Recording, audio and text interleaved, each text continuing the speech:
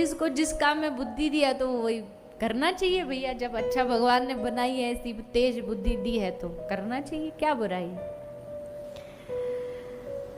तो कर्म से सावधान हो, बाकी किसी से न डरे।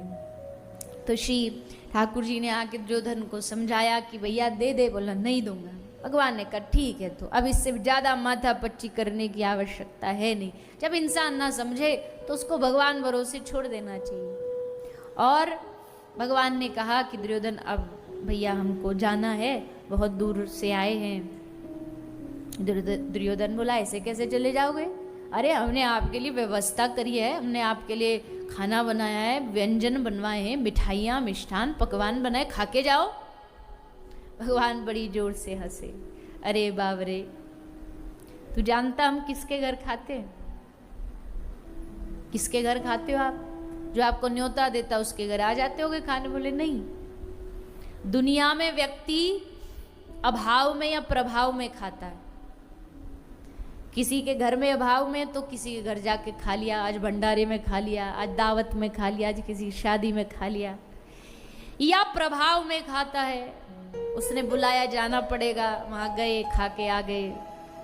भगवान कहते हैं लक्ष्मीपति हूं मैं, अभाव मेरे पास है नहीं, प्रभाव तेरे पास है नहीं, क्योंकि तूने कोई जीवन में ऐसा काम किया नहीं जिससे प्रभाव पड़े।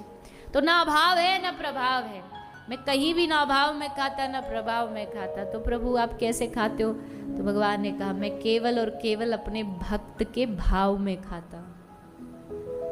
भाव से बुलाओगे तो आ जाऊंगा, और भाव से नहीं बुलाओगे तो। भाव से कर्मा ने बुलाया, थारी भर के लायो खींचड़ो, ऊपर घी की बाट की, जीमो मारा शाम धनी, जिमावे बेटी जाट की। और महाराज कर्मा की खिचड़ी जानते हो कैसे बनाती थी? बिना स्नान करे। सुबह उठी, जगी, देखी ये तो घड़ी में, ये तो बड़े समय हो गया, अब क्या? बोले भगवान जी तो आ जाएंगे, जगन्नाथ प्रभु तो आ जाएंगे, भोजन खाने देर हो जाएगी। तो बिना नहाए ही खिचड़ी बनाने लगी। और एक जगह तो ऐसा भी लगा खिचड़ी बनाते बनाते वहीं बैठी बैठी दातुन कर रही थी, और जैसे खिचड़ी उबली तो वो खर्ची और वो सब तो कुछ चमचा तो मिला नहीं, सो वही दातुन को खिचड़ी से हिला दिया। और सोचो जगन्नाथ भगवान जगन्नाथपुरी से वो खिचड़ी पाने आते थे राजस्थान। आज भी चाहे जगन्नाथपुरी की कितनी विचित्र विचित्र कथाएं सुनो आप, चाहे कितनी भी विचित्रता हो, कितना भी मर्यादित वहां सब रहता है, भोजन सामग्री भगवान की जो बनती बड़ी अद्भुत चमत्कार से बनती है, कभी अग्नि बुझती नहीं। लेकिन आज भी चाहे कितना भी व्यंजन बन जाए, पर सुबह का भोग जो लगता है वो कर्मा की खिचड़ी का ही लगता है। और वो खिचड़ी जो कर्मा कैसे स्नान करके तो भाव से पाता हूं। भगवान कहते हैं मैं अभाव से नहीं, प्रभाव से नहीं, मैं भाव से। दुर्योधन में भाव था नहीं। भाव किस में था? विदुर और विदुर की पत्नी विदुरानी जो आशा लगाए बैठे थे कि ठाकुर जी हमारे घर आएंगे, हमारे घर आकर के ठाकुर जी भोग आरोगेंगे। और भगवान सब कुछ छोड़ छाड़ करके विदुरानी के घर पहुंच गए। विदुरानी के घर जाके दरवाज़ा खटखटाया, विदुरानी ने दरवाज़ा खोला और जैसे सामने देखा तो भक्त वत्सल भगवान सामने खड़े हुए थे। देख करके हृदय एकदम गदगद हो गया। हमारे घर में कोई नेता आ जाता है, कोई अभिनेता आ जाता है, और हम तो अपनी बात कर रही हूँ, हम तो कुछ भी नहीं है, कोई दुनिया में वो भी नहीं, पर हम भी किसी के ऐसे घर चले जाएं तो माताएं कई ऐसी होती हैं एकदम बावरी हो जाती है, फूल माला चढ़ाना भूल जाती हैं। खाने के लिए भोजन में खीर बनाएंगी और जब भोजन खत्म हो जाएगा तब भागी भागी आई, अरे खीर तो देना ही भूल गई।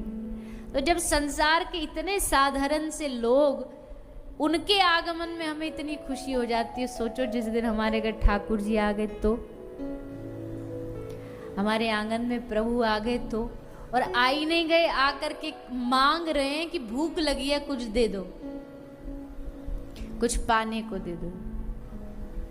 विदुरानी तो महाराज एकदम मति ने, बुद्धि ने काम करना बंद कर दिया। क्या करूं, क्या बोलूं, क्या कहूं, क्या सुनाऊं, कहाँ बैठाऊं, कुछ नहीं पता।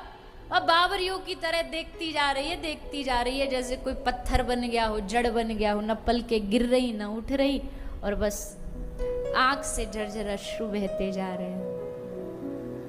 देखो, भक्त जो होता है ना, जीवन में 3 बार रोता है। 3 बार रोता मतलब, एक बार जब वो भगवान को पुकारता है, हे नाथ, हे प्रभु, आप हमें कब मिलोगे, तब रोता है, दिन रात रोता है कि प्रभु आपकी प्राप्ति हमको कब होगी। और जब भगवान नहीं सुनते तब फिर रोता है कि कितना समय इंतजार करवाओगे। और तीसरा, जब भगवान मिल जाते हैं तब रोता है। बोले अब क्यों रो रहा है? बोले अब इसलिए रो रहा है कि मेरी तो ये हैसियत नहीं थी, मेरे भीतर तो इतना कोई भाव नहीं था, भजन नहीं था कि मुझे आप मिल पाओ, पर आज आपने मुझ पर, अधम पर कृपा कर दी। अपनी दीनता पर और भगवान की करुणा को देख देख रोता है।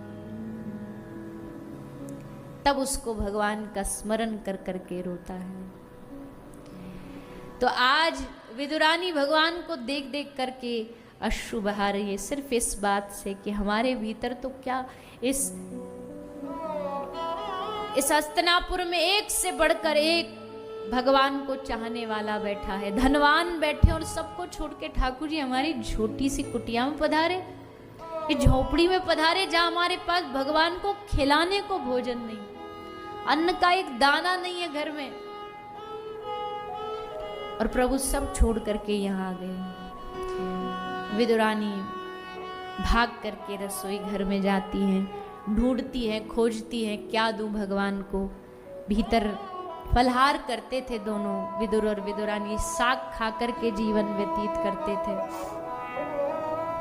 थोड़े केले रखे थे, सो केला लेकर के आ गई और भगवान को केला अर्पित किया। और अर्पित करने का ढंग भी बड़ा निराला था, जिस ढंग ने विदुरानी के भाव को जगत प्रसिद्ध कर दिया कि लेकर के केला का छिलका भगवान को हाथ में दे रही है। और संत कहते हैं, महापुरुष कहते हैं कि विदुरानी तो भूल ही गई थी कि वो छिलका खिला रही है, पर विचित्र बात यह है कि खुद द्वारिकाधीश भी भूल गए थे कि वो छिलका खा रहे। उनको भी नहीं पता कि वो छिलका, कौन आदमी छिलका खाए, पर ठाकुर जी भी भूल गए।